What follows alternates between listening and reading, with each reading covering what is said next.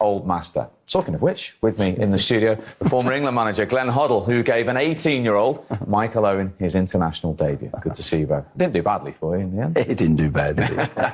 Now, what do you think Jose Mourinho will be thinking today? You've done this. You've been in the Chelsea dugout, the Tottenham dugout. Yeah.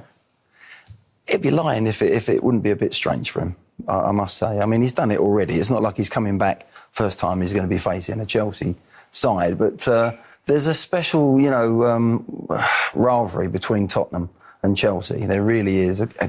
I think I'll be interested to see how the Chelsea fans deal with it, actually. So I remember when I was at Chelsea, and then when I went away from Chelsea, I was fine with England manager, other jobs. I went to Chelsea, no problems at all, Michael. As soon as I took the Tottenham job and went back to Tottenham, that was it. It finished for a little while. And it'd be interesting to see how they react to Mourinho.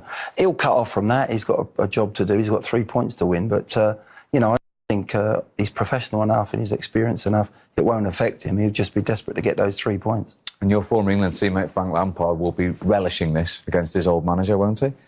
I think so. This is what it's all about for Frank Lampard. A lot's happened to him in a short period of time. Of course, at Derby, he did really, really well. And then he got the dream job for him, going back to Chelsea. Slow start, but then earned a lot of plaudits, I think, over recent weeks and months. But it's just stuttered, I think, over the last couple of weeks, and he'll be desperate to get back on track, and no better place to do it with all the rivalry that Glenn says against Tottenham. It's interesting you mentioned that rivalry, because in this fixture in the past there's been accusations against certain managers, Maurizio Sarri last year and ex-Tottenham ones who didn't get it. These two have been right in the mix. Yeah. And Frank's actually said, it's not about me and Jose, this is Chelsea-Tottenham. Yeah. No, these two absolutely know. You're right, Steve. As you said, there's foreign managers and foreign players don't have that same vibe sometimes. But I think both squads have been, the foreign players have come in and they've known this rivalry for some years now. And, for a long time back in the day, we had that sort of Indian sign over Chelsea. And then Chelsea had it for many years over Tottenham. And that rivalry has just built and built and built. From probably the 70s. Back in the 70s, it was probably a year when both clubs were struggling and Spurs stayed up and virtually sent Chelsea down, I think it was, at White Hart Lane. 72, I think, something like that, 73. And I think since then, it's really taken off and it's got bigger and bigger. But those players, actually, they know it. They'll feel it today. There'll be a fantastic atmosphere in that new stadium at Tottenham's. And the subplot is, Frank's already said, you can replay this in 20 years' time, I will never manage Tottenham. Yeah, well, we all think we're not going to manage or play for certain clubs in our careers, don't we? And it sometimes happens. Your career will take you some places, but I'm sure he feels like that at the moment. I'm sure he hopes that he stays as a Chelsea manager for forever, basically.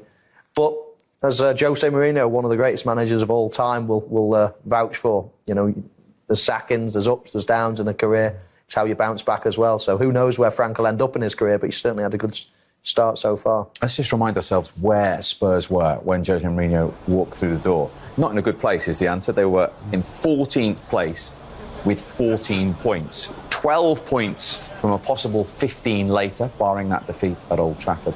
They are up to 7th. What have you made of the impact in that short space of time that Mourinho has made? I think he's made a very, very positive impact. Let's first say I think Daniel Levy pounced on him pretty quickly.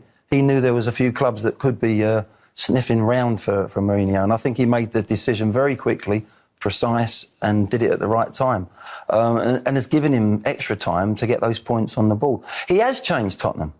Don't tell me he hasn't.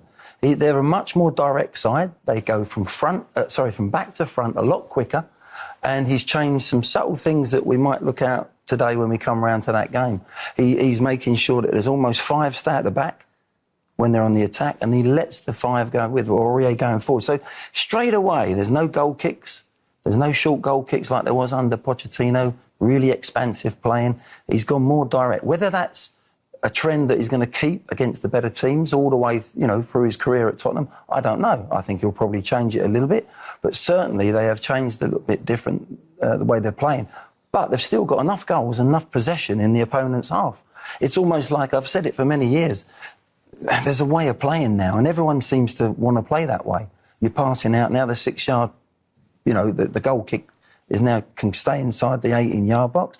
You've got teams passing 2 yards out of the 6-yard area, and trying to build up from there. The game has changed, and sometimes it's for the sake of doing it.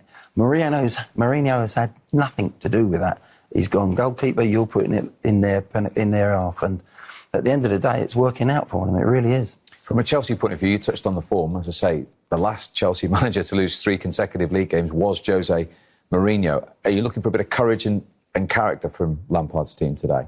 I think so. I think a lot of people will pin it on the youngsters, saying that, you know, you're never going to get consistency. But I'm not sure whether that's necessarily the case. I think with youngsters, you get courage.